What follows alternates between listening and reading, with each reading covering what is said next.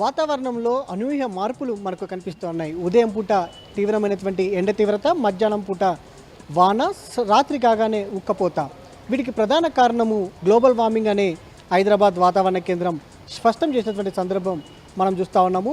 తీవ్రమైనటువంటి ఎండ తీవ్రతతోటి క్యుములో నింబస్ మేఘాలు ఏర్పడి సాయంకాలం పూట అటు వర్షాలు పడుతున్నాయని కూడా, సాధారణంగా ఇలాంటి వాతావరణం మే నెలలో ఉండే అవకాశం ఉంటుందని కూడా వాతావరణ కేంద్రం చెప్పడం జరిగింది.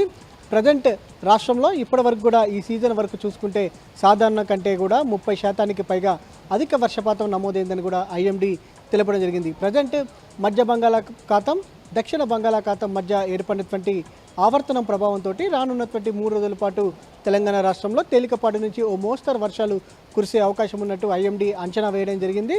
ఇప్పటికే 4 రోజుల క్రితమే వివిధ రాష్ట్రాల్లో నైరుతి ఋతుపవనాల తిరోగమనం ప్రారంభమైందని, అటు అక్టోబర్ 12వ తేదీ తర్వాత తెలంగాణ రాష్ట్రం నుంచి కూడా నైరుతి ఋతుపవనాల తిరోగమనం ప్రారంభమవుతుందని కూడా ఐఎండీ తెలపడం జరిగింది. ఇది వెదర్ అప్డేట్స్.